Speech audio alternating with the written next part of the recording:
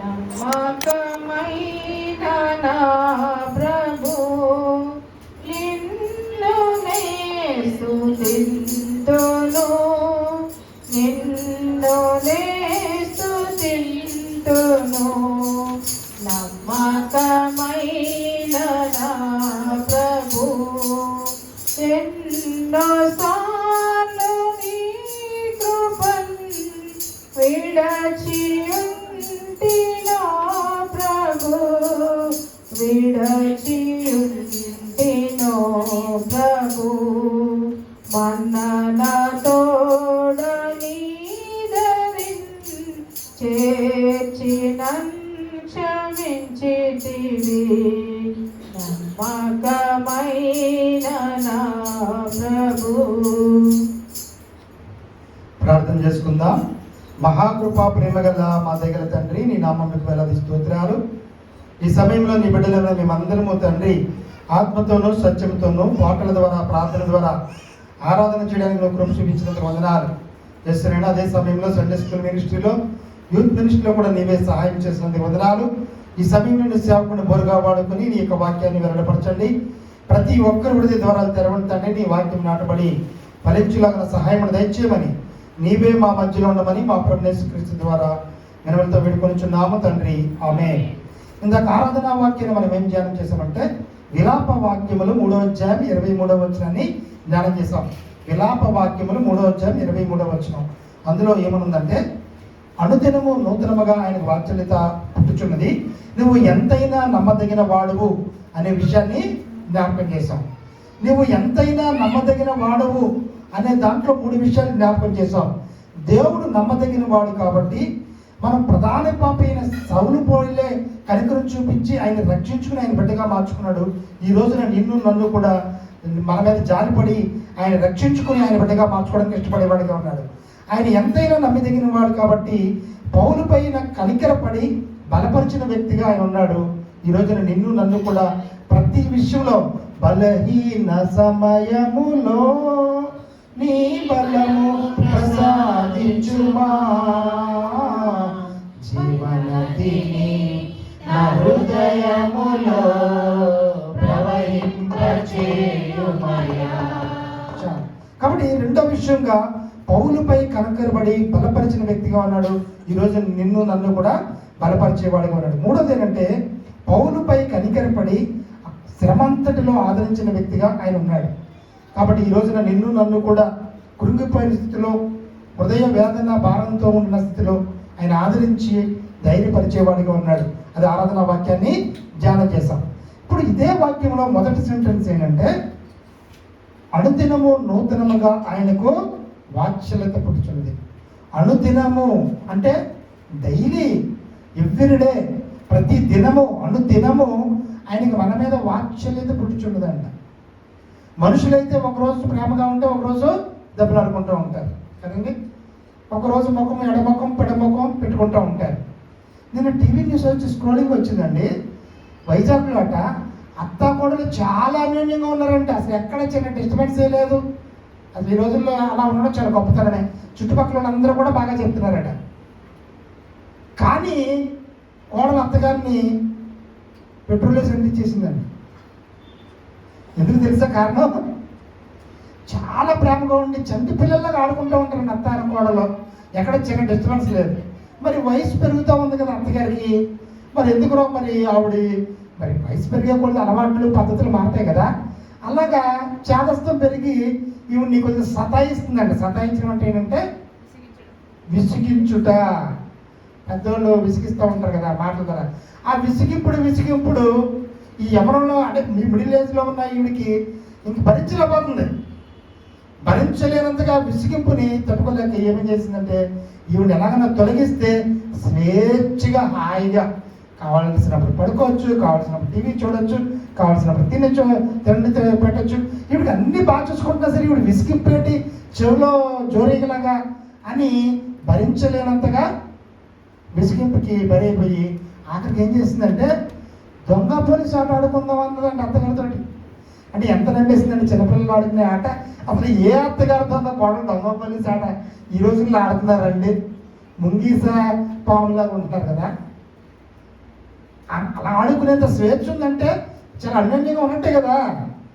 చక్కగా మంచి కుర్చీలో ఇలాగా ఉంటుంది కదా, మా ఇంట్లో ఉంటుంది ఇలాగా రొటేషన్ చేయరు, కూర్చుందంట, కళ్ళకి గంతలు కట్టేసిందంట, నమ్మేసింది. మరి అన్యోన్యంగా ఉన్నారు కదా. చేతులకి కాళ్ళకి దొంగ పోలీస్ అంటే చేతులు కాళ్ళు కూడా కట్టేసిందంట. కట్టేసిన తర్వాత ఏమో కాళ్ళు ఏదో ఆట ఆడుతుంది చిన్నపిల్లలాగా అనుకుంటే అప్పుడు ఒక సీసాతో పెట్రోల్ తెచ్చి మీద వేసిందంట. అప్పటికి ఇవి డౌట్ వచ్చి ఏం చేస్తున్నావు అంటే అప్పటికి ఇవి హృదయంలో కఠినత్వం వచ్చేసింది. హృదయంలో నేర ప్రవృత్తి వచ్చేసింది. చూసారండి, మంచి వారి హృదయంలో కూడా సైతాన్ గడు అలొచ్చాడు. ఆ నేర ప్రవృత్తి వచ్చేసి ఏమైందండి, అక్కడికి పెట్రోల్ అంటించి వాళ్ళ పూజ గదిలో ఉంటుంది కదా, ఇలాగా దాన్ని ఏమంటారు, దీపం ఇంతలా ఉండి దీపం పెడతారు కదా, దానితోటి మన అగ్గిపుల్ల కూడా కాదు, పవిత్రమైన పూజ గదిలో ఉండే ఇలా ఉంటుంది కదా, దాని పేరేమంటారు, ఆ దీపం, దాన్ని తీసుకొచ్చి అంటించిందంట. దాన్ని తీసి నిన్నే స్క్రోలింగ్, దాన్ని తీసుకొచ్చి అంటించి బయటకు వచ్చి బాబాయ్ మా అత్తగారని పడిపోతుంది అనేసి మళ్ళీ బాగా యాక్ట్ చేస్తుందంట. ఎన్ని పనులు చేసింది చూసారా. అంటే వాళ్ళ ఆయన పిల్లలు భర్త లేనప్పుడు మళ్ళీ సూపర్ డూపర్గా యాక్ట్ చేసేస్తుందంట. నిజంగా మరి ఒకసారి పెట్రోల్ వేసి అంటించిన తర్వాత మరి బతుకుతారండి, బ్రతకరు కదా. మంచి కుటుంబమే, మంచి ఆర్థికంగా అన్ని బాగున్న కుటుంబమే. వెంటనే 10 నిమిషాలు ఉన్నప్పుడు ప్రాణాన్ని కోల్పోయింది. తర్వాత పోలీసులు ఆవిడేని నిర్ణయించి పట్టుకున్నారు అనుకోండి. కానీ ఇప్పుడు స్వేచ్ఛగా సంతోషంగా ఇంట్లో బతకడానికి అవకాశం ఉందా? జైల్లో బ్రతుకుతుంది ఇప్పుడు జీవితకాలం.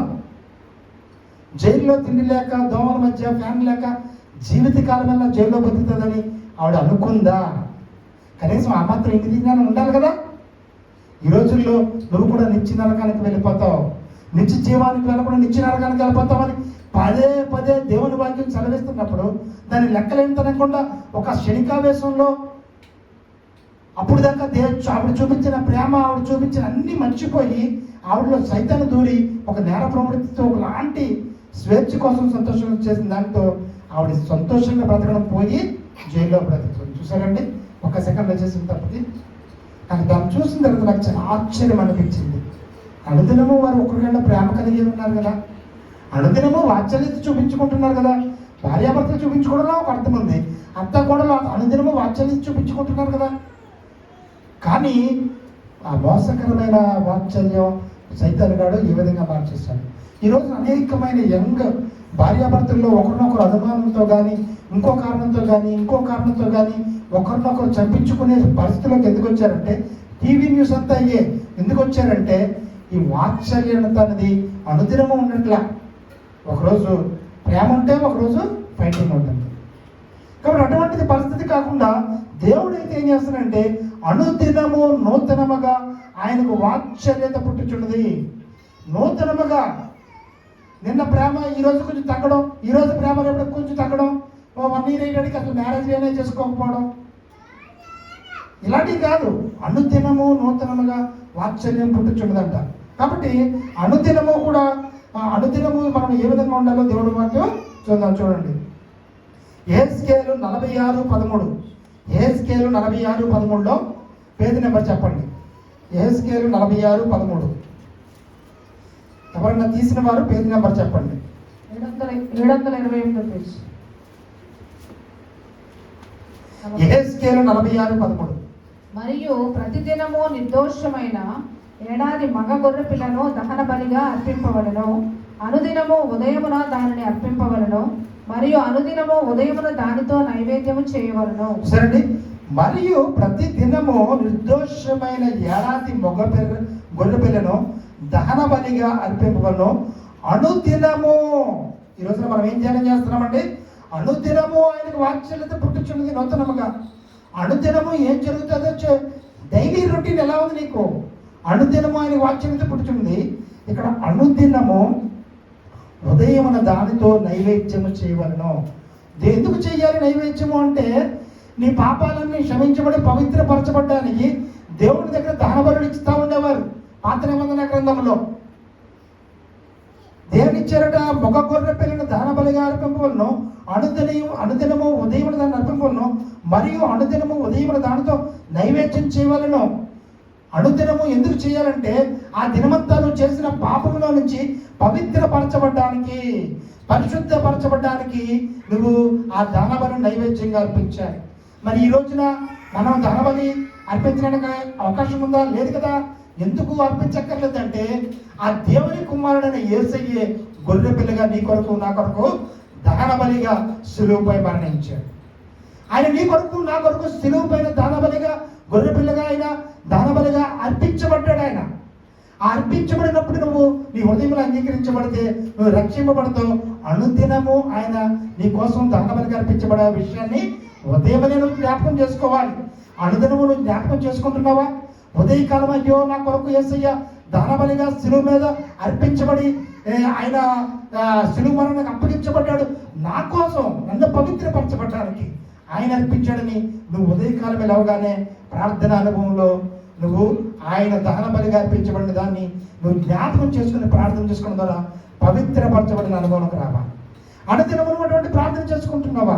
ప్రతి దినము రాత్రి పడుకునేటప్పుడు ఆ దినమంతటిలో తప్పిపోయిన విషయాల్లో నిన్ను పవిత్రపరచమని ఆయన దహన బలిని, ఆయన్ని శిలువ మరణాన్ని జ్ఞాపకం చేసుకుని పవిత్రపరచబడిన అనుభవంలో నువ్వు అనుదినము ఉండాలి. అప్పుడు మాత్రమే అనుదినము ఆయన వాత్సల్యత నూతనంగా నీ మీద పుట్టేది. కాబట్టి నువ్వు ఇష్టానుసారంగా ఉంటే నీ మీద ఆయనకి వాత్సల్యత పుట్టదు. మన బిడ్డలు ఇష్టానుసారంగా మాట విన్నప్పుడు తప్పదని వారిని చూస్తాం, కానీ వారి మీద వాత్సల్యతో పొంగుకొచ్చేస్తా ఉంటుందా? నువ్వు ఎప్పుడైతే మాట వింటూ ఉంటావో, ఎప్పుడైతే విధేయత కలిగి ఉంటావో అప్పుడు వాత్సల్యత పుట్టేదిగా ఉంది. కాబట్టి మొట్టమొదటిగా అనుదినము దేవుని యొక్క దాన బలిగా మన కొరకు చనిపడిన విషయాన్ని జ్ఞాపకం చేసుకొని అనుదిన రక్షణలో మనము నూతన పరచబడాలి, పవిత్రపరచబడే వారంగా ఉండాలి అనే విషయాన్ని దేవుడు జ్ఞాపకం చేస్తున్నాడు. రెండో విషయం ఏంటంటే కీర్తనల గ్రంథం 145:2. కీర్తన 145:2. కీర్తన 145:2.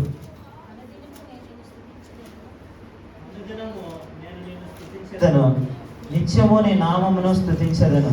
అనుదినమును చేయాల్సిన పని ఏంటి?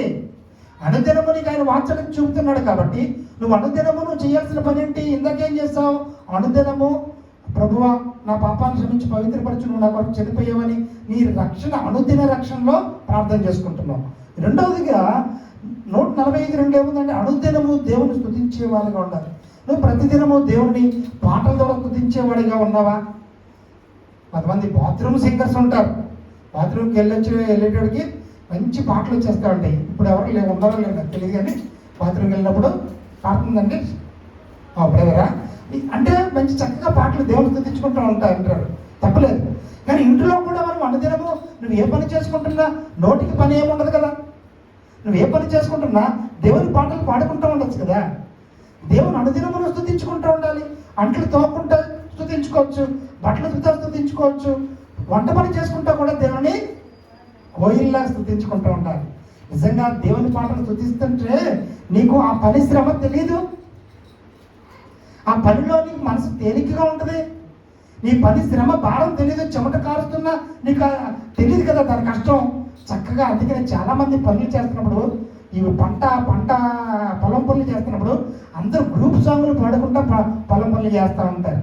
ఎందుకంటే వాడి కష్టం తెలియకుండా ఒక ఉత్సాహంతో పనులు చేయడానికి. మనం కూడా అనుదినము దేవుని స్తుతిస్తూ మన దినచర్యలో మన పనులన్నీ చేసుకుంటూ ఉండాలి.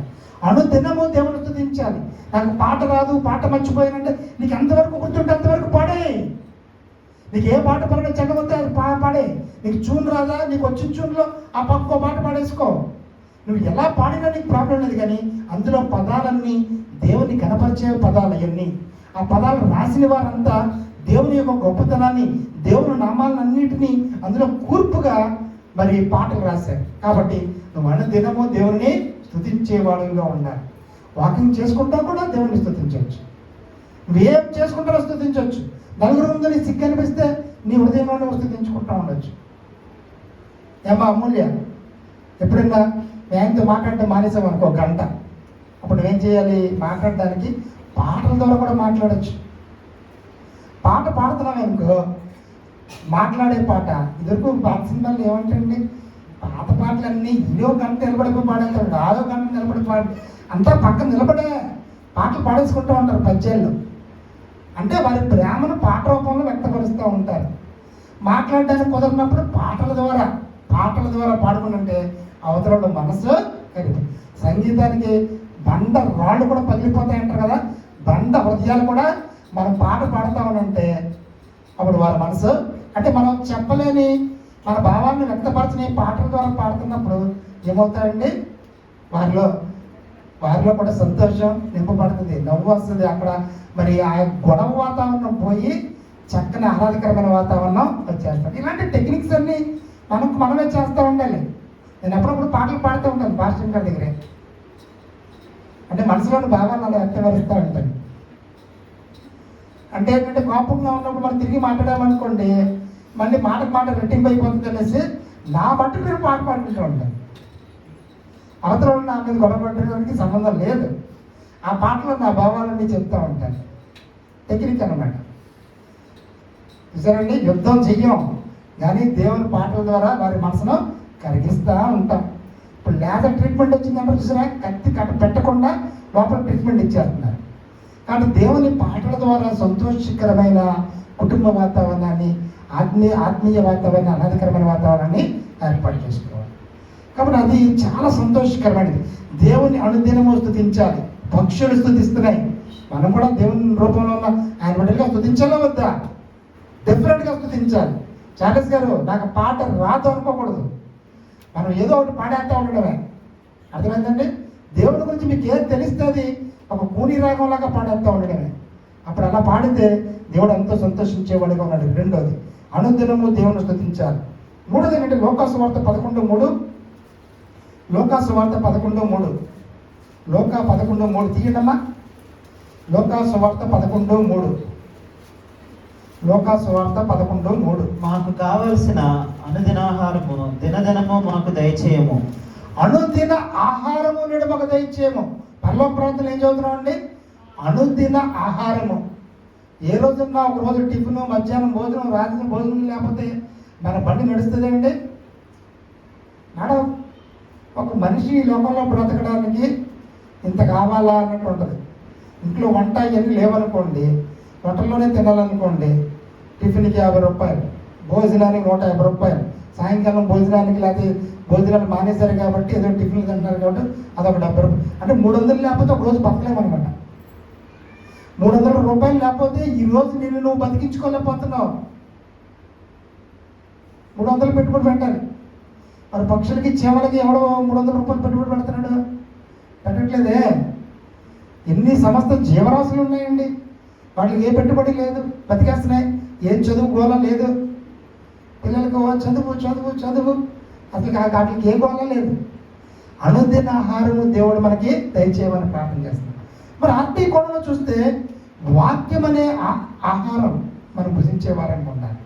అనుదిన ఆహారం తింటేనే నువ్వు బలంగా, శక్తిగా ఈరోజు నువ్వు పని చేయగలుగుతావో, నువ్వు వాక్యాన్ని భుజించేవాడిగా ఉండాలి. అందుకనే పాట పాడుతున్నాం కదా, జీవనదిని నా హృదయములో ప్రవహింపచేయుమయా, జీవనదిని నా హృదయములో ప్రవహింపచేయుమయా. ఇక్కడ మన హృదయంలో ప్రవహింపచేసబడేది ఏంటి? దేవుని వాక్యమనే ఆత్మీయ ఆహారాన్ని భుజించడానికి ఇక్కడికి వస్తున్నాం మనం. దేవుని వాక్యమనే ఆత్మీయ ఆహారాన్ని ప్రతి దినము భుజించాలంటే ప్రతి దినము నువ్వు బైబిల్ చదువుతున్నావా? నీకు ఏదో ఒక భాష వచ్చు కదా, ఆ భాషలో నువ్వు బైబిల్ తీసి చదవాలి. ఒకవేళ నీకు చదువు రాకపోతే ఈరోజు బైబిల్ పొద్దునే వాక్యం పెట్టుకుంటే టీవీలో వస్తుంది, ఫోన్లో వస్తుంది, వినాలి వినాలి వినాలి, నువ్వు చదవాలి. కాబట్టి అనుదినము వాక్యాన్ని వినేవారంగా చదివేవారంగా ఉంటూ నువ్వు ఆహారాన్ని భుజించినట్టుగా అనుదినము వాక్యాన్ని భుజించేవారంగా ఉండాలి. అప్పుడు మాత్రమే నువ్వు ఆత్మీయంగా బలంగా ఉంటావు. నువ్వు ఈ రోజు 2-3 రోజులు బైబిల్ చదవలేదా, నువ్వు బలహీనం అయిపోయావు. ఎందుకంటే నువ్వు 2-3 రోజులు భోజనం చేయకపోతే ఎలా శారీరకంగా బలహీనం అయిపోతున్నావో, అదేవిధంగా నువ్వు ఏ రోజైతే బైబిల్ చదవలేదో ఆ రోజు నీరసంతో ఆత్మ బలహీనమైపోయేదిగా ఉంది. కాబట్టి ప్రతి దినము బైబిల్ చదవాలి. అందుకనే డైలీ బ్రెడ్ అని పేరు పెట్టారు, అనుదిన వాక్య ధ్యానాలు. డైలీ బ్రెడ్ అని ఎందుకు పేరు పెట్టారండి? అనుదినము దేవుని వాక్యాన్ని ధ్యానించాలి. రోజు బైబిల్ చదువుతున్న వాళ్ళు చేతులు పైకెత్తండి. రోజు నేను బైబిల్ చదువుతాను చేతులు పైకెత్తండి బ్రదర్. నేను రోజు చదువుతాను, రోజు రోజు. Very good. కాబట్టి ఈ వాక్యం ఒకవేళ చదవడం రాకపోతే టీవీ ఇలా ఆన్ చేయగానే వచ్చేస్తుందండి వాక్యం. ఎన్ని ఛానల్స్లో వచ్చేస్తున్నాయి, యూట్యూబ్లో వచ్చేస్తున్నాయి, వాక్యం వినాలి. ఇప్పుడు అనుదినము వాక్యాన్ని మనం భుజించే వారంగా ఉండాలి. అది 3వ విషయం. 4వ విషయం, దానియేలు గ్రంథం 6వ అధ్యాయం 10వ వచనం. దానియేలు గ్రంథం 6వ అధ్యాయం 10వ వచనం. దానియేలు గ్రంథం 6వ అధ్యాయం 10వ వచనం. దానియేలు గ్రంథం 6వ అధ్యాయం 10వ వచనం. Page number 742. 742. అప్పుడప్పుడు చేతితో నన్ను ముట్టి నా మోకాళ్లను అరచేతులను నేల మోపి నన్ను నిలువబెట్టి, దానియేలు నీవు బహుప్రియుడవు గనుక నేను నీ యొద్దకు పంపబడితిని. నీవు లేచి నిలువబడి నేను నీతో చెప్పు మాటలు తెలుసుకొని మనను. అతడి మాటలు నాతో చెప్పగా నేను వణకుచూ నిలువబడితిని. దానియేలు 6:10. మా చదవండి. దానియేలు 6వ అధ్యాయం 10వ వచనం. దానియేలు గ్రంథం 6వ అధ్యాయం 10వ వచనం. ఇట్టి శాసనము సంతకము చేయబడినని దానియేలు తెలుసుకునను. అతడు తన ఇంటికి వెళ్ళి యథాప్రకారంగా అనుదినము ముమ్మారు మోకాళ్ళుని తన ఇంటి పై గది కిటికీలో యెరూషలేము తట్టులకు తిరుగుబడి ఉండగా తన దేవునికి ప్రార్థన చేయొచ్చు ఆయనను స్తుతించుచు వచ్చెను. అనుదినము ఆయన ముమ్మారు ప్రార్థన చేస్తున్నాడు. ఆయన బాబు దేవునికి ప్రార్థన చేయడానికి వీల్లేదని ఒక శాసనం వచ్చింది, చట్టం వచ్చింది. అయినప్పటికీ యెరూషలేము తట్టు తన కిటికీలు తెరిచి ఆ శాస్త్రాన్ని లెక్క చేయకుండా ముమ్మారు మోకరించి అనుదినము ముమ్మారు ఆయన ప్రార్థన చేసే వ్యక్తిగా ఉన్నాడు. నువ్వు అనుదినము ప్రార్థన చేస్తున్నావా? అనుదినము ప్రార్థన చేసుకునేవాడిగా ఉండాలి. ఉదయకాలమే లేచి ప్రార్థన చేయాలి. రాత్రి పడుకునేటప్పుడు ప్రార్థన చేసుకోవాలి. నువ్వు ఏది తింటున్నా తాగుతున్నా ప్రార్థన చేసుకోవాలి. అనుదినము ప్రార్థన చేసుకునే వ్యక్తిగా ఉండాలి. మన కరోనా టైంలో మందిరాలన్నీ మూయబడ్డాయి, అయినా ప్రార్థన ఆగిందా? మన గూగుల్ మీట్లో పెట్టేసాం కదా ప్రార్థన. కాబట్టి అనుదినము నువ్వు ప్రార్థనలో గడిపేవాడిగా ఉండాలి. అది 4వ విషయం. 5వ విషయం ఏంటంటే, అక్కడే దానియేలు 6:16 చదవండి. దానియేలు 6:16. బండ్రోతులు దానియేలును పట్టుకుని పోయి సింహముల గుహలో పడద్రోయగా రాజు, నీవు అనుదినము తప్పక సేవించుచున్న నీ దేవుడే నిన్ను రక్షించునని దానియేలుతో చెప్పాను. దానియేలు ఏం చేస్తున్నాడంటే దేవుణ్ణి అనుదినము తప్పక సేవిస్తున్నాడు. అనుదినము దేవుణ్ణి సేవించేవాడిగా ఉన్నాడు. సేవించడం అంటే అర్థమైంది సర్వీసు. నేను గాడ్ సర్వెంట్ అన్నాడు. అంటే నేను సేవకుణ్ణి, దేవుని సేవకుణ్ణి, దేవుని సేవ చేస్తున్నాను. దేవుని సేవ అంటే ఏంటి? అనేక ఆత్మలు దేవుని తట్టు తిప్పడం, ఆత్మలను ఉజ్జీంప చేయడం. ఇక దేవుని పని నా పని. దానికి కావాల్సిన అనుకూల వాతావరణం అంతా ఏర్పాటు చేస్తా ఉండడం, ఇక్కడ పనులు చేయడం, ఆత్మలకి డాక్టర్ గారు లాగా ఆత్మల్ని చేయడం. ఆన్లైన్ ప్రేయర్స్లో మీ ఇంటికి వచ్చానమ్మా రమ్మని. మరి ఎందుకు వచ్చాను? పక్కన ప్రార్థన స్టార్ట్ అయిపోతున్నా మీ ఇంటికి వచ్చాను, అందరికీ ఫోన్లు చేస్తున్నాను. అంటే దేవుని పని చేయడానికి, ఆయన సేవ చేయడానికి అనుదినము నిరంతరము సేవ చేసే వారంగా ఉండాలి. మన ఇల్లు రోజు తుడుచుకుంటున్నామా? మనం రోజు స్నానం చేస్తున్నాం, రోజు బ్రష్ చేస్తున్నాం. మరి దేవుని మందిరాన్ని అనుదినము మనం క్లీన్ చేస్తున్నామా? చేయట్లేదు. ఏమా సమాధానం గారు, మీరు ఒకసారి వచ్చారు క్లీనింగ్. అదేలేండి, పర్లేదు, ఊరికి అన్నా. కానీ అనుదినము తుడవాలి దేవుని మందిరాన్ని. కానీ అనుదినము తుడవకపోతే కనీసం వారానికి ఒకసారి బ్రష్ చేయాలి కదా. వారానికి ఒకసారి బ్రష్ చేసి తింటారు భోజనం. అనుదినము మనము సేవించాలి. అనుదినము సేవించాలి. నా పని ఏంటంటే అనుదినము ఈ గొర్రెల కాపరిగా ప్రతి ఒక్క గొర్రెకి ఫోన్ చేసి ఎవరు ఎక్కడ ఉన్నారు, ఎవరింట్లో ఏమైంది, ఎవరికి బాధగా ఉంది, ఎవరికి అనారోగ్యంగా ఉంది, ఇదే పని నాకు కదా. నూతన ఆత్మలు రక్షించడం, ఎవరైనా కొత్తలు కనబడతాడు వాక్యం చెప్తా ఉండడం, రండి రండి అని చెప్తా ఉండడం, ఉన్నవాడికి ఏ శ్రమలు వచ్చినా, కష్టాలు వచ్చినా, అనారోగ్యాలు వచ్చినా వాడి పక్షాన మనం సర్వీస్ చేస్తూ ఉన్నాం దేవుని బిడ్డలుగా. అనుదినము ఆయన సేవించే వారంగా ఉండాలి. కాబట్టి నువ్వు కూడా దేవుని సేవించడంలో నీ పాత్ర ఏంటి? నువ్వు ఏ పాత్రగా సృష్టించబడ్డావు? నువ్వు నీ అనుదినము దేవుని సేవిస్తున్నావా? కనీసం సంవత్సరంలో ఒకసారి దేవుని సర్వీస్ చేసావా? దేవునిలో వాడబడటమే కాదు, దేవుని సేవ చేసే వారంగా ఉన్నా. కానీ అటువంటి భాగ్యం ఎంతో మందికి రాదండి. దాని విలువ తెలిసిన వారికి, దాని ప్రాముఖ్యత నెరిగిన వారికి, నేను ఉన్నాను అనేవారికి దేవుడు అవకాశం ఇస్తాడు. అందరికీ ఇవ్వడు. దేవుని సేవ చేయడం చిన్న విషయం కాదు. అది దేవుని కోసం నిలబడే వ్యక్తులకే అవకాశాన్ని ఇస్తాడు. అమ్మా నువ్వు కూడా దాంట్లోకి దేవుని సేవ చేయడానికి, క్లీన్ చేయడానికి ముందుకు రావాలి వాళ్ళతో పాటు. ఓకేనమ్మా? కాబట్టి అనుదినము దేవుని సేవించే వారంగా ఉండాలి. అది 5వ విషయం. ఇంకోటి ఏంటంటే కీర్తనల గ్రంథం 68:19. కీర్తనల 68:19. కీర్తన గ్రంథం 68:19. అనుదినము ఆయన మా భారము భరించుచున్నాడు, దేవుడే మాకు రక్షణకర్తయ్య అన్నాడు. అనుదినము మన భారాన్ని ఆయన భరించుచున్నాడు. ఎవరిని బాధ ఇంకోటి భరిస్తున్నారండి? పిల్లల్ని కొంచెం గట్టిగా కొంచెం మంచినీళ్ళు తెమ్మంటే ఆడికి చెప్పు వీడికి చెప్పు అంటారు కదా. అయితే ఇంక 2 రోజులు వరుసగా 2 సార్లు ఎవరికైనా చెప్పామంటే అస్తమానం నాకేనా అంటారు కదండి. పిల్లలు ఎవరికైనా 2 సార్లు 3 సార్లు ఏదైనా పని చెప్పామా అస్తమానం మాకేనా?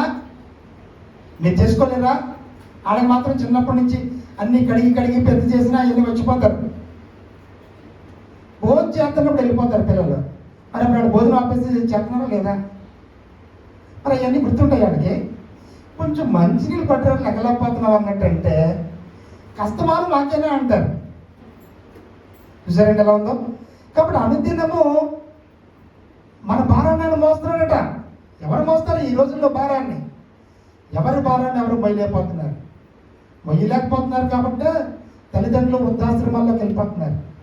మీరందరూ ముసలి దగ్గరికి వచ్చేయండి అమ్మా, ఇదే మన వృద్ధాశ్రమం. అదే వయసులో ఉన్నప్పుడు సంతోషంగా ఉంటాం, ఓల్డ్ అయిన తర్వాత మనల్ని ఎవరు చూస్తారు?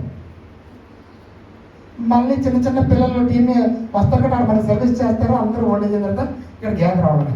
అంటే వృద్ధాశ్రమాలు పెరిగిపోతూ ఉంటాయి. ఒకరి భారాన్ని ఒకరు మోసుకోలేకపోతున్నారు ఈ లోకంలో. కానీ దేవుడు అనుదినము కూడా నీ భారాన్ని మొయ్యడానికి ఇష్టపడుతున్నాడు. నీ భారాన్ని ఎవ్వరూ మొయ్యలేరు, ఓపిక లేదు. కానీ దేవుడైతే అనుదినము ఆయన నీ భారాన్ని మోపేవాడుగా. మరి మోపేవాడికి సిద్ధంగా ఉన్నప్పుడు నువ్వు నీ భారాన్ని తీసుకెళ్ళి ఆయన భుజస్కంధాల మీద పట్టడానికి నొప్పేంటి? చిన్నప్పుడు సండే స్కూల్ పిల్లలు నాటికలు వేశారు కదా, పాప భారాన్ని మోసుకెళ్తూ చాకలోడు మూటలాగా ఒకలాగా వెళ్తా ఉంటాడు. మరి బాబు ఏసయ్య బిడ్డలో ఒక బిడ్డ వచ్చి ఆ మూట నేను మోస్తాను ఇయ్యి అంటే ఆ చాకలోడు మూట ఎంత మూట తీసుకెళ్ళి ఆయనకి ఇవ్వగానే ఫ్రీ అయిపోతాడు లేదా? కొంతమంది ఊరంటే ఏం చేస్తారంటే ఒక బ్యాగ్ వెళ్ళాల్సిన ఒక రోజుకి 5 బ్యాగులు తీసి చదువుతారు. ఒక రోజుకే 5 బ్యాగులు ఎవరు మొయ్యాలి? Licence school పెట్టగలవా? పెట్టలేరు. పెట్టినాడు 5 బ్యాగులకు పారిపోతూ ఉంటుంటాడు, వెనకాల మనం పరిగెడుతూ ఉండాలి. అలాంటి సందర్భాలు నేను చూసాను కాబట్టి నాకు అనుభవంలో చెప్తున్నాను. అంటే ఇది పనికొస్తుందేమో అని ఇల్లంతా సర్దేస్తామండి. ఇంటికి చక్రాలు ఉంటే లాక్కెళ్ళిపోవచ్చు. ఈ భారాన్ని ఎవరు మొయ్యాలి? యజమానుడే మొయ్యాలి. ఒక 2 చేతులే కదా మనిషికి ఉన్నాయి. ఇటోటి మొయ్యగలం. స్టెప్స్ ఎక్కాలి ఆయాసం, మళ్ళీ ట్రైన్ ఎక్కాలి కంగారు, మన సీట్లో ఎవడో కూర్చుంటాడు ఆడితో గొడవ. ఇవన్నీ మూటలు మోసుకెళ్ళి లైసెన్స్ స్కూల్ ఉద్యోగం చేయడం బెటర్. దాని బదులు ఒక వాహనం ఉంటే అందులో పడేసుకుని ఎప్పుడైతే అప్పుడు ఆహారం పడుకుని పోతా ఉండడమే. అంటే ఇది ఎందుకు చెప్తున్నానంటే భారమే మొయ్యలేకపోతున్నామండి.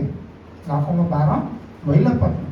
కానీ దేవుడైతే అనుదినము నీ భారాన్ని మోసేవాడు ద్వారా. నీకు అనారోగ్యం వచ్చిందా? నీ సర్వీస్ చేసే మనుషులు లేరు, కానీ దేవుడు వెంటనే నీ భారాన్ని మోయడానికి ఇష్టపడుతున్నాడు. నీకు ఆర్థికంగా చాలా కృంగిపోయి ఉన్నావా, ఇబ్బందుల్లో ఉన్నావా? నీ భారాన్ని మోయడానికి ఆయన ఉన్నాడు, నిన్ను పోషించడానికి ఆయన ఉన్నాడు. అందుకని ఆకాశ పక్షులను పోషించిన దేవుడు నిన్ను పోషించడానికి ఇష్టపడుతున్నాడు. నీ భారం మోస్తానంటున్నాడు ఆయన. నీ మాటలు వినడానికి ఎవరు లేరా? ఆయన చెవియొక్కి ఆలకించేవాడిగా ఉన్నాడు. నువ్వు ప్రార్థన చేసి చెప్తా ఉంటే నువ్వు ఎంతసేపు అన్నా చెప్పడం బాబు, నా చెవి అలా పెడతా ఉంటాను. ఎవరన్నా ఇంకొకసారి పోవకుండా చెప్పిందే చెప్పారనుకోండి, ఏమంటామండి? 5 నిమిషాలు అంటాం, 3వసారి ఒకసారి సార్లు ఆపేయండి అంటూ ఉంటాం కదా. చెప్పింది పాపం నాకు అలవాటు, సార్పిల్ల గారికి అలవాటు చెప్పింది చెప్పడం. మా పాస్టర్ గారు సిస్టర్ గారు ఏం చెప్తారు? సార్లు ఆపండి అంటారు. ఎందుకంటారు? మాకు తెలియక వాళ్ళు విన్నారో లేదో అని వాళ్ళ చెవులు వాళ్ళు మరి అనాలి కదమ్మా. విన్న వాళ్ళు అంటారు. వాళ్ళు అన్నపోతే మేమేంటంటే వాళ్ళకి ఎంత పడలేదేమో అని చెప్పిందే చెప్తూ ఉంటాం. అది చిరాకు వచ్చి అబ్బ అంటారు. ఓహో, అయితే మనం చెప్పింది విన్నారనమాట. అంటే దేవుడైతే అలా ఇసుక్కోడండి. ఆయన విసుగాక నువ్వు ఎన్నిసార్లు ఏ విషయాన్ని పదే పదే చెప్పినా అది కావాలని అడుగుతున్నా అలా ఓపిక శ్రద్ధగా వింటాడండి. నీ మాటలు ఎవరు వింటారో శ్రద్ధగా? ఎవరు వినరు. నువ్వేది చెప్పినా సరే మళ్ళీ ఏం చేయాలి, అదేంటి ఇలా చేయి ఇలా చేయి, ఏదో మన సలహాలు ఇచ్చి ఏదో చేసేస్తూ ఉంటారు. కానీ ఆయన ఓపికగా విసుకగా వినేవాడిగా ఉన్నాడు. కాబట్టి నువ్వేం చేయాలండి, నీ భారాన్ని మోపడం నేర్చుకోవాలి. ఈ లోకంలో మనమంతా చెమట కార్చేసి నా వల్ల కావట్లేదు అమ్ముడు దేవుడి పాదం దగ్గర రావడం కాదు. ముందుగా నీ భారాన్ని ఆయన మీద మోపి, ప్రభువా నువ్వే నాకు ఇచ్చే పని చేసి పెట్టాలి, నువ్వే నాకు సహాయం చేసి పెట్టాలి, నువ్వు తప్పితే నాకు ఇంకెవరు లేరు, నీవే నా ఆధారం అని నువ్వు మొట్టమొదటిగా ఆయన పాదాల దగ్గరికి వస్తే, ఓ నా దగ్గరికి వచ్చాడు నా బిడ్డ, ఆయన ప్రయత్నం చేయకుండా నా ముందు నా దగ్గరికి వచ్చాడు, నేను ఆయన సహాయం చేస్తానని ఆయన నీ పనులన్నింటిలో జోక్యం చేసుకుని నీకంటే ముందుగా ఆయన ముందెళ్ళి ఆయన ఏం చేస్తాడంటే నీ మార్గం సరళం చేసేవాడు. నువ్వంత లోకాన్ని చుట్టుపెట్టి ఎవరి వల్ల కాకపోతే దేవుడి దగ్గరికి వస్తే అని నేను అంత పనికిరానున్నా, నీ వల్ల కాకపోతే నా దగ్గరికి వస్తావా అంటాడు. అందుకనే మొట్టమొదటిగా దేవుని దగ్గరికి మోకరించి ఆయన పాదాల దగ్గరికి వచ్చి నీ హృదయ వేదన అంతటిని ఆయన మీద మోపేవాడిగా ఉండాలి, నీ భారాన్ని అంతటి ఆయన మోపేవాడిగా ఉండాలి. అటువంటి అనుభవంలో రావాలి. అది అనుదినము చేయగలగాలి. ఏ కష్టం వచ్చినా ఫోన్లు చేసి ఆడికి చెప్పకూడదు. ముందుగా నువ్వు దేవుడికి చెప్పుకోవాలి. దేవుడు చెప్పుకోవడం చేస్తే దేవుడు నీ హృదయాన్ని తేలిక చేసి ఆ పనులన్నింటిలో ఆయన సరళం చేసేవాడిగా ఉన్నాడు. చివరిగా సామెతలు 8:34 చూడండి. సామెతలు 8:34. సామెతలు 8:34. అనుదినము నా ఈ గడప యుద్ధ కనిపెట్టుకొని నా ద్వారబంధముల యుద్ధ కాచుకొని నా ఉపదేశం వినివారు. నువ్వు అనుదినము ఏం చేయాలి? ఎక్కడ కాచి ఉండాలి? అనుదినము నా గడప యుద్ధ కనిపెట్టుకొని నా ద్వారబంధముల యుద్ధ కాచుకొని నా ఉపదేశం వినివారు ధన్యులు. అంటే అర్థం ఏంటండి? పాస్టర్ గారు, సిస్టర్ గారు, బ్రదర్స్ చెప్పండి అర్థం ఏంటి? నేను చదివింది మీకు అర్థమైందా? అంటే అర్థం ఏంటి? అనుదినము నా గడప యుద్ధ కనిపెట్టుకొని నా ద్వారబంధముల యుద్ధ కాచుకొని నా ఉపదేశం వినివారు ధన్యులు. అంటే అర్థం ఏంటి? చెప్పండి అమ్మా, తెలుగు అర్థం అవ్వట్లేదు మీకు? ఎక్కడ కాసుకొని కూర్చోవాలి అమ్మా? చెప్పండి, మీరు చెప్పండి, మంచి పాయింట్ చెప్పారు. ఏంటమ్మా? Very good. మరి అమ్మని పేరేంటి? మెరీనా. మెరీనా సహోదరి ఏం చెప్పిందంటే దేవుని మందిరం గడప యొద్ద కాచుకునండి, దేవుని మందిరంలో చెప్పబడే వాక్యం అనే జీవనదుల్ని మనం వినేవారం ఉండాలి. ఒకటి. ఇంకొకటి కూడా చెప్పండి, ఆత్మీయ అర్థంలో చెప్పండి, త్వరగా చెప్పేది రామరామ్ గారు.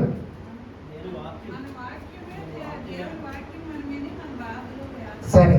ఇంకోటి ఏంటంటే అనుదినము నా గడప యొద్ద కనిపెట్టుకొని నా ద్వారబంధంలో అయితే కాచుకుని నా ఉపదేశం వినివారు ధన్యులు. అంటే దేవుని మందిరం దగ్గర మనం అనుదినము దేవుని మందిరానికి వచ్చి వాక్యం వినేవారు. అందుకని కొన్ని మందిరాల్లో ప్రతి దినము ద్వారాలు తెరిచి అమ్మ వచ్చి ప్రార్థన చేసుకోండి, ఎవరికి వచ్చినా సరే ఇంట్లో ప్రార్థన పెట్టి చేసుకోలేరు, మందిరానికి వచ్చి ప్రార్థన చేసుకోండి అని సేవకులు ద్వారాలు తెరిచే ఉంటారు కదా. మనం కూడా అలా చేసుకోవాలి. నెంబర్ 1, దేవుని మందిరంలో జరిగే ప్రతి ప్రార్థన కొడికి రావాలి. అప్పుడు దేవుని ఉపదేశాన్ని వాక్యాన్ని వినడానికి అవకాశం ఉంటుంది. ఇంకొకటి ఏంటంటే అర్థం, నీ హృదయ ద్వారాల దగ్గర, నీ హృదయం అనే తలుపుల దగ్గర ఆయన కాచుకుని ఉన్నాడు. ఆ గడప దగ్గర కాచుకుని ఉన్నాడు ఆయన. నువ్వు తెరిచావనుకో, గడపని తలుపుని తెరిచావనుకో, లోపలికి వచ్చి ఆయన ఉపదేశం చేస్తా ఉంటాడు. ఆయన లోపల నీ హృదయంలోకి వచ్చి ఆయన పరిశుద్ధాత్మ నడిపింపు, నీ హృదయం అనే సింహాసనం మీద ఆయన కూర్చుని ఆయన చిత్తం ఏంటో, ఆయన వాక్యం ఏంటో నీకు తెలియజేస్తూ ఉపదేశిస్తూ ఉంటాడు. ఆ పరిశుద్ధాత్మ నడిపింపు ప్రకారం నువ్వు నడుచుకోవాలి. కాబట్టి నీ హృదయ ద్వార బంధాలు నువ్వు తెరిస్తే ఆయన లోపలికి వచ్చి ఉపదేశం చేస్తాడు. ఆ ఉపదేశం ప్రకారం నువ్వు నడుచుకునే వారంగా ఉండాలి. మొదటిది, దేవుని మందిరపు గడప మీద కాచుకొని మందిరానికి పరిగెట్టుకుని వచ్చే వారంగా ఉండాలి. మందిరంలో చెప్పబడిన వాక్యం ద్వారా బలపరచబడే వారంగా ఉండాలి. నేను ఇక్కడికి వస్తున్నానే కానీ వచ్చిన 11 గంటల దాకా అందరికి మళ్ళీ ఫోన్లు చేస్తూనే ఉన్నాను. అలా చూస్తున్నారా మీరు? చేస్తూ ఉంటాను. నిన్న చేశాను, నేను మెసేజ్ పెట్టాను, మళ్ళీ చర్చిలోకి వచ్చిన సరే అందరికీ ఫోన్ చేస్తూ ఉంటాను. అంటే మరి రండి చర్చ అయిపోతుంది అనేసి. ఇప్పుడు 7 విషయాలు చెప్పాను. మొట్టమొదటి ఏంటంటే అనుదినము నూతనముగా ఆయనకు వాత్సల్యత పుట్టుచున్నది. నీ మీద డైలీ కొత్తగా ప్రేమ పడుతుంది. ప్రేమ అనేది తగ్గిపోవట్లేదు. అనుదినము వాత్సల్యత పుట్టుచున్నది. అంటే మనం 7 విషయాలు చేయాలి. ఏంటి? అనుదినము దహన బలి అంటే అర్థం ఏంటి? అనుదినము నా కొరకు సిలువలో దహన బలిగా ఆయన అర్పించబడ్డాడని ఆయన నిశిలువ మరణాన్ని జ్ఞాపకం చేసుకుంటూ అనుదినము నువ్వు ప్రార్థనలోకి, అయ్యో ప్రభువా నా గురించి నువ్వు కొట్టబడ్డావు, నా గురించి సిలువ మరణం పొందావని జ్ఞాపకం చేసుకోవాలి అనుదినం. రెండోది, అనుదినము నేను స్తుతించాలి. రామలం గారు ఇంట్లో ఎప్పుడు వచ్చినా సరే పాటలు పాడుతూ బయట కనబడుతూ ఉండాలి. అర్థమైందండి? నిన్న ఒక అబ్బాయి అండి లిఫ్ట్లో నాతో పాటు వస్తున్నాడు పైకి. అతను కృష్ణుడే కదా మాకు తెలియదు. 3వ ఫ్లోర్కి వెళ్ళాలి అంటే మాది 3వ ఫ్లోరే అన్నాడు. సరే అని గెస్ట్ హౌస్లో ఉంటున్నాడు కుక్ అట. నగేష్ గారికి ఫుడ్ పట్టుకొస్తుంటే సరే ఏంటి బాబా అంటే మాది 3వ ఫ్లోర్ అంటే, ఆహా మీది 3వ ఫ్లోరా, మీ 3వ ఫ్లోర్లో నేను ఉదయం టిఫిన్ తెచ్చేయడానికి దేవుని పాటలు వినపడుతున్నాయి, అదేనా మీ ఇల్లు అని అడుగుతున్నాను. అదే మా ఇల్లు. ఉదయం నువ్వు టిఫిన్ తీసుకొచ్చే టయానికి దేవుని పాటలు ఏ ఇంట్లో వచ్చి వినపడుతున్నాయో ఆ ఇల్లే మా ఇల్లు. ఆయన ఎలా గుర్తుపెట్టాడు నన్ను? దేవుని పాటలు వినపడుతున్న నా ఇల్లు మీ ఇల్లేనా? అవును మా ఇల్లే. కాబట్టి అనుదినము నువ్వు ఆ పాటలు స్తుతించేవాడిగా ఉండాలి. ఉదయకాలం వెళ్ళి మన పాటలు పెట్టి ఎవరు వింటున్నాం అనుకున్నాం. ఇప్పుడు ఆ వింటున్న విషయం ఇప్పుడు తెలిసి చూసారా మనకి? ఎంతమంది వింటున్నారో మనకు తెలియదు. అనుదినము టీవీలో పాటలు పెట్టుకోవాలి, నువ్వు కూడా స్తుతించేవాడిగా ఉండాలి. రెండో విషయం. మూడోది, అనుదినము ఆహారాన్ని భుజించాలి. అనుదినము వాక్యాన్ని వినాలి, వాక్యాన్ని చదవాలి, ఆ ఆహారాన్ని భుజించాలి. నాలుగోది, అనుదినము ముమ్మారు ప్రార్థన చేసేవాడిగా ఉండాలి. ఏ రోజు ప్రార్థన లేకుండా మన దినచర్య ఉండకూడదు. 4. 5, అనుదినము తప్పక సేవించాలి.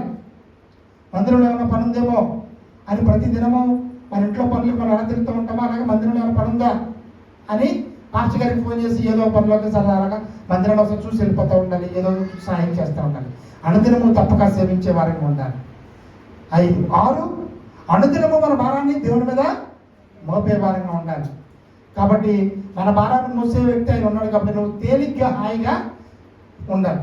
7వ, అనుదినము గడప యొద్ద కనిపెట్టుకునే వారంగా ఉండాలి. దేవుని మందిరపు ద్వారాల వద్ద ప్రతి ప్రార్థనకుడికి రావాలి. నిన్న శుక్రవారం ఆన్లైన్ ప్రేయర్ జరిగింది. 3 కుటుంబాలు ప్లస్ అప్పలనాయుడు గారు ఉన్నారు. ఏదేమైనా అనుదినము మందిరానికి రావాలి. మన హృదయ ద్వారాలు కూడా తెరవాలి. అప్పుడు ఆయన లోపలికి వచ్చి ఉపదేశం చేసినప్పుడు వినగలిగే స్థితిలో ఉండాలి. చెప్పండి అమ్మ 7 విషయాలు స్పీడ్కి చెప్పండి. ఎవరు చెప్తారు వాళ్ళకి సంశయిస్తాను. నెంబర్ 1, అనుదినం ఏం చేయాలి? రక్షణని, ఆయన శిలువ మరణాన్ని జ్ఞాపకం చేసుకుంటా ఉండాలి. రక్షణ ఆయన మనం రక్షించిన దాన్ని జ్ఞాపకం చేసుకుని అనుదినం రక్షణ పొందాలి. నెంబర్ 1. నెంబర్ 2, అమ్మా రామమ్మ గారు చెప్పండి. పాటలు బాగా పాడుతూ ఉండాలి, గట్టిగా తీసుకెళ్ళి. రైట్. 3, అనుదినము ఆహారాన్ని వాక్యాన్ని వినాలి, చదవాలి, పూజించాలి. 3. 4, అనుదినము ప్రార్థన చేసుకుంటూ ఉండాలి. 5, అనుదినము సేవించాలి, దేవుని పని చేస్తూ ఉండాలి. 6, అనుదినము మన భారాన్ని ఆయన మీద మోసి మనం హాయిగా ఉండాలి. మన మొక్కలు ఎప్పుడు చూసినా సరే దుఃఖంగా ఉండకూడదు, సంతోషంగా జరిగిపోతూ ఉండాలి. ఎందుకంటే నీకు ఏ బాధ లేదు కాబట్టి. నీ బాధలు ఉన్నాయి, ఆ బాధ తీసుకెళ్ళి ఆయన మీద పెట్టేసావు కాబట్టి. దేవుని పిల్లల ముఖాలు ఎలా ఉండాలండి? మెరిసిపోతూ ఉండాలి. కారణం ఏంటంటే బాధలు లేక కాదు, ఆ బాధలు ఆయన మీద మోపేశాడు కాబట్టి. అది 6వది, అనుదినము ఆయన గడప యొద్ద కనిపెట్టుకునే వారంగా ఉండాలి, ఆయన ఉపదేశాన్ని వినే వారంగా ఉండాలి. చెప్పబడిన వాక్యం ప్రతి ఒక్కరి హృదయంలో ఫలించలాగా పాస్టర్ గారు ప్రార్థన చేస్తారు. తర్వాత ప్రభు వాళ్ళకి వెళ్దాం.